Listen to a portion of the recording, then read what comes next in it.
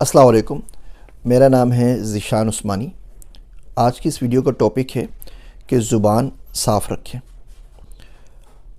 बहुत सारे बच्चों से बात होती है, पढ़े लिखे होते हैं, करियर काउंसलिंग चाह रहे होते हैं, अच्छी खासी डिग्रियां होती हैं, अच्छी जॉब से काम कर रहे होते हैं, लेकिन जैसे ही वो बात करना शुरू करते हैं तो उनकी पर्सनैलिटी का सारा भरम ख़त्म हो जाता है।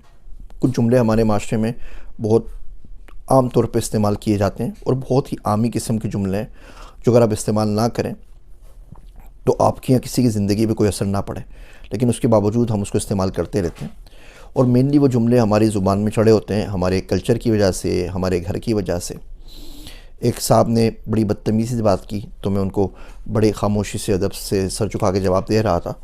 तो उन्होंने बोला कि तुम इतने ज़्यादा क्यों इतने शरीफ बने रहते हो ना, और तुम क्यों नाटक करते हो, ढोंग रचाते हो, और वाकई में इतना शरीफ हो। ये कौन सा बात करने का स्टाइल है कि सर झुका के खामोशी से बात करते रहते हो। तो मैंने उनको बोला कि जी बिल्कुल सेम रीज़न है कि आप सर उठा के बात करते हैं, बिल्कुल सेम रीज़न है कि मैं सर झुका के बात करता हूँ। और रीज़न है कि हमारी तरबियत इस तरीके से हुई है। तो तरबियत ही होती है, तरबियत ही आपको गाली गलौज के ऊपर मजबूर करती है, तरबियत ही आपको सर झुकाने के ऊपर मजबूर कर देती है। हम उमूमन बोल देते हैं बात करते हुए कि यार मुझे ना जानवर की तरह भूख लगी हुई है। एक साहब से बात हो रही थी, मास्टर्स किया हुआ था, वो कहने लगे कि मैं आज खाना खाने के लिए गया, सर यकीन करें मुझे कुत्तों की तरह भूख लगी हुई थी। अब ये बहुत ही कोई वाहियात किस्म का जुमला है।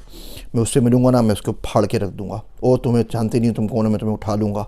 अब ये इस तरह के कोई वाहियात किस्म के जुमले हैं। किसी और जानवर का मिसाल देना कि उसकी तरह नींद आ रही है, किसी जानवर की मिसाल देना कि उसकी तरह भूख लगी हुई है, कितनी गलत बात है ये। अगर आपका लहजा साफ़ नहीं है, आपकी ज़ुबान साफ़ नहीं है, तो यकीन जानिए आपकी शख्सियत पे बहुत ज़्यादा असर पड़ता है।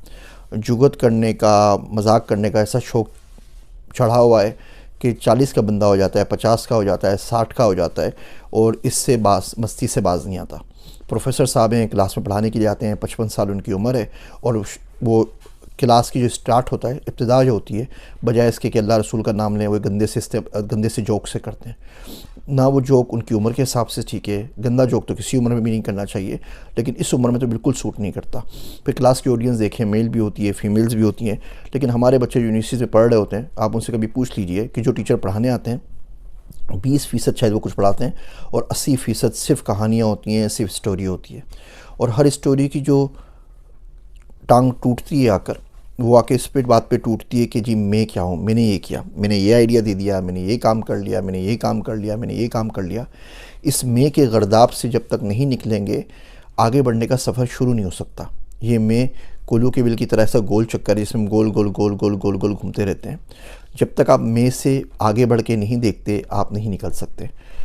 जो किला आपको फ़तह करना है ना, जिस चीज़ पे आपने फ़तह पानी है पर्सनल डेवलपमेंट के लिए, उसमें सबसे बड़ा दुश्मन आपकी मैं है। जब तक आप अपने नाम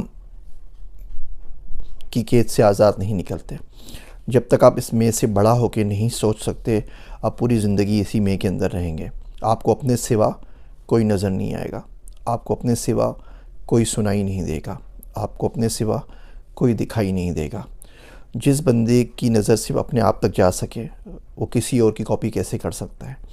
वो सीरत के ऊपर कैसे चल सकता है? वो ईमान पे कैसे चल सकता है? वो इस्लाम के बारे में क्या कर सकता है जब उसको अपने आप से ज़्यादा कुछ नज़र नहीं आता? इन मुश्किल और तल्ख़ बातों को ठंडे दिल से ज़रूर सुनिएगा, और कोशिश करें आइंदा किसी से बात करें तो ज़ुबान जितने हद तक साफ़ रख सकें वो रखें, कम बोलना सीखें, इल्म अपने आप बढ़ता चले जाएगा। मेरी बातें सुनने का शुक्रिया। मैं हूँ आप सबका ज़ीशान उस्मानी।